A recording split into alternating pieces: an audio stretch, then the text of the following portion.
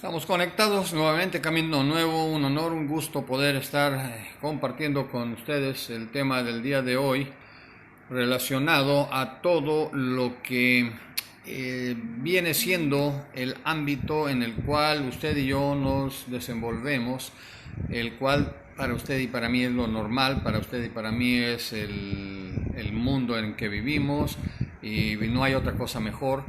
Eso es algo que el diablo quiere que nos la creamos para que no podamos gozar de las cosas que Dios tiene para todo ser humano. Y sin meternos en cuestiones de religión, me han comentado, me dicen, bueno, ¿por qué tienes una iglesia y estás hablando de religión? Pues equivocadamente hacen esos comentarios porque usted y yo sabemos, aquí hemos estado hablando que lo que Dios menos desea de usted y de mí es nuestra condición religiosa, porque la condición religiosa está conectada con el ámbito pecaminoso de la carne. Y además de que la religión es un regalo que el diablo le hizo al hombre para que éste se convirtiera en religioso y pudiera buscar a Dios de acuerdo a su forma de pensar, a su manera, y no como Dios deseaba, ¿sí? Que hubiera una relación de padre-hijo, como era el deseo de Dios. Entonces, todos los que vivimos en este mundo, en esta carne, estamos habituados a algo que se llama mentira. La mentira es algo que ya es muy normal, muy común en todos lados. La mentira nos lleva al engaño, la mentira nos lleva a la traición, la mentira nos lleva a hacer cosas que no corresponden a la buena moral, a los buenos gustos, en fin, son tantas situaciones que se nos presentan. Y también vemos que si aquel miente, yo miento, ¿verdad? Que si aquel roba, yo robo. Entonces, todo el ámbito en el que nos desenvolvemos nos hace alejarnos de Dios. ¿Por qué? Porque estamos nosotros buscando solamente satisfacer las necesidades personales y también satisfacer nuestros deseos y cumplir nuestros propósitos en esta tierra, que la verdad no hay una garantía de que el propósito suyo y mío nos puedan ayudar en nada para conocer a Dios. Romanos 3, el capítulo 3 de Romanos, del apóstol Pablo, del versículo del 9 al 11, él está haciendo un comentario, ¿sí? Él dice que pues somos nosotros mejores que toda la demás gente. Dice, en ninguna manera, pues ya hemos acusado a judíos y a gentiles que todos están bajo pecado. Y el versículo 10 habla claramente de usted y de mí. Dice, como está escrito, no hay justo, ni aun uno. El 11 dice, no hay quien entienda y tampoco no hay quien busque a Dios. Entonces, ¿por qué esa condición de no buscar a Dios? Porque el ser humano piensa que él tiene las respuestas, de que Dios se tiene que sujetar a la forma en que yo creo que él debe de ser. Él tiene que cumplirme todos mis deseos porque yo le estoy pidiendo en oración que me ayude y yo me porto bien, entonces merezco un premio porque Él es un Padre amoroso. Y la religión nos está siempre enseñando a que por lo que nosotros hacemos somos dignos de ganar el favor de Dios, la gracia de Dios y hasta la salvación de Dios. Lo cual nos está aquí hablando, no hay justo ni aun uno, o sea, usted y yo no podemos considerarnos justos ni acceder a la justicia de Dios debido a que no hay forma de hacerlo. El tema que siempre estamos tratando aquí es de que usted y yo estamos separados de Dios porque esta carne para Dios apesta. ¿Por qué apesta? Porque habita el pecado. Pero para eliminar el efecto del pecado que obra en usted y en mí, en la cruz se llevó a cabo algo que se llama justificación y una limpieza, porque dice que fuimos lavados con la sangre de Jesucristo, de un cordero sin mancha, sin pecado. Y eso nos ayuda a que usted y yo podamos realmente calificar para accesar y conectarnos nuevamente con Dios. Este proceso no es religioso. La religión y la condición religiosa de cada ser humano convirtieron la cruz, el plan de Dios, la resurrección, lo convirtieron todo en un negocio, lo convirtieron en un engaño para que toda la gente esté sometida a una enseñanza falsa que no nos lleva a ningún lado y que al contrario nos vamos a perder con todo y nuestra afán de estar buscando a Dios a través de lo que yo pienso, de lo que yo creo o de lo que me enseña cualquier ser humano. Entonces, nuestra condición no nos permite entender que el ámbito en el que vivimos es un ámbito de pecado. Jesús siempre estuvo haciendo énfasis en esto. Yo soy el camino, la verdad y la vida. Entonces, cuando usted y yo conozcamos la verdad, Jesús dijo, seréis verdaderamente libres. Porque la verdad que los religiosos tenían era su doctrina. Era el estar aferrados a la ley y estar aferrados a lo que ellos pensaban y creían que era Dios. Ellos tenían el concepto de que el Mesías, el Salvador del mundo, iba a ser un hombre más que iba a tener un poder fabuloso con ejércitos y que iba a dominar todo el mundo y que él era un hombre increíble. Pero qué tope se dieron contra la pared, porque cuando conocen al Salvador del mundo, no que lo conozcan, sino que se topan con él, no lo pudieron conocer y vieron a quién, una persona humilde, un carpintero. Ellos mismos decían, ¿de dónde saca letras este hombre? ¿De dónde esa sabiduría? ¿De dónde habla cosas que todo mundo se va tras de él? Todo venía del cielo. Entonces decían, este no estudió, no tiene letras, es absurdo. Y eso es lo que hay en la mentalidad caída, la mentalidad humana de todos nosotros, que nos es difícil entender las cosas de Dios. Y el Señor Jesús también no se cansó de decir que la puerta angosta, que es Él, dice, muy pocos la hallan. ¿Por qué? ¿Por qué muy pocos la hallan? Porque todos nosotros tenemos en nuestra idea, en nuestro corazón, así como los judíos, de que Dios es otro concepto. Lo tenemos como un ser extraterrestre, pensamos que es un marciano, pensamos que ya pasó a la historia, que ya se murió, que ya no existe, pero no contemplamos la verdadera esencia del Evangelio, que lo que el Señor hizo fue a través del sacrificio de Jesús, que usted y yo pudiésemos conectar de nuevo a las cosas eternas, a las cosas espirituales, a través del Espíritu Santo de Dios. Ese es el lazo de comunicación más bello que hay, que la tercera persona de la Trinidad esté enseñándonos a usted y a mí directamente lo que Dios habla desde el trono de la gracia. Y todo esto es un regalo increíble que es muy difícil de entender y que para muchos es una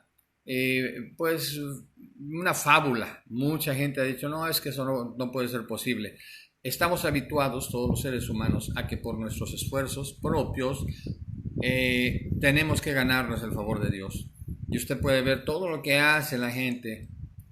Hacen sacrificios. Yo veía allá en México cómo iban las procesiones de muchísima gente sufriendo en todo el camino, los asaltaban, algunos se morían, se enfermaban, pero todos querían ir a agradecer a la bendita que no sé qué virgen de quién sabe qué tanto.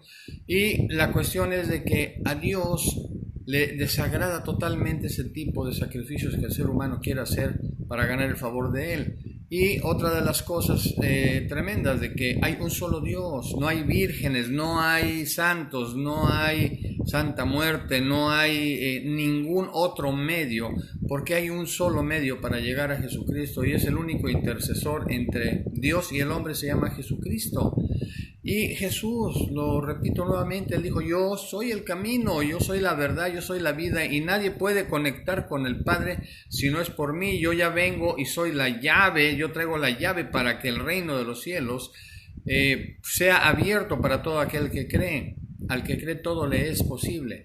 Pero usted y yo desafortunadamente estamos habituados a las cosas de este mundo, de este siglo, dice la Biblia. Y mire, el ejemplo está en Romanos 12. Capítulo 12, versículo número 2, y nos dice a usted y a mí el apóstol Pablo, inspirado por el Espíritu Santo. Dice, no os conforméis a este siglo. O sea, conformarse no es de que, ay, pues ya me tocó vivir aquí. No, no. Es como entrar a formarse y estar con este sistema caminando y conformarnos de que estoy conforme a lo que me manda el mundo, conforme a las reglas que se me dictan, conforme a las cosas que yo pienso y creo que la religión me dice, y nos conformamos a una mentira. Tenemos que transformarnos, no conformarnos, dice aquí, sino transformaos por medio de la renovación de vuestro entendimiento. Ahí estriba todo el asunto, todo el problema del creyente y del no creyente. Entendemos las cosas a nuestra forma, conforme a nuestra naturaleza caída, y empezamos a inventar que el Evangelio o que la palabra de Dios se tiene que adaptar de acuerdo a como yo la interpreto. La Biblia es clara, dice, la Biblia no es de interpretación privada, por eso estamos como estamos, por eso hay tantas religiones. Cada quien acomoda la Biblia como mejor le parece y la trastorna y la envenena, y estamos viendo que hay infinidad de lugares llamados iglesias, llamados congregaciones, llamados cualquier lugar donde se reúne la gente, están recibiendo alimento adulterado. ¿Por qué adulterado? Porque está saliendo del corazón de un hombre que tiene una naturaleza caída, que no ha sido justificado, porque una persona justificada, aunque haya dicho yo acepto a Jesús como mi Señor y mi Salvador, pero tiene la capacidad solamente de estar entendiendo la Biblia conforme a su capacidad humana, entonces estamos totalmente mal, porque la Biblia la tiene que interpretar el Espíritu Santo para que usted y yo la entendamos y haga contacto en nuestro espíritu para que pueda salir una palabra de vida eterna.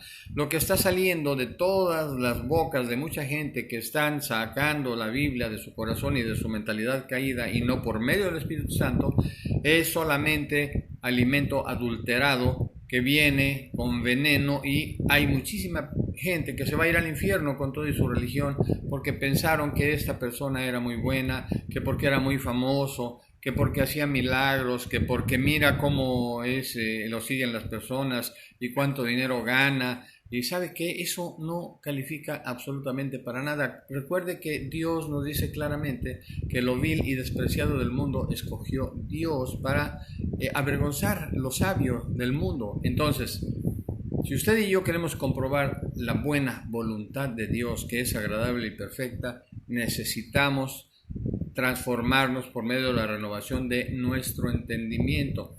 ¿Cómo vamos a transformar nuestro entendimiento? ¿Cómo se va a renovar mi entendimiento? ¿Sabe qué? Bien sencillo y simple.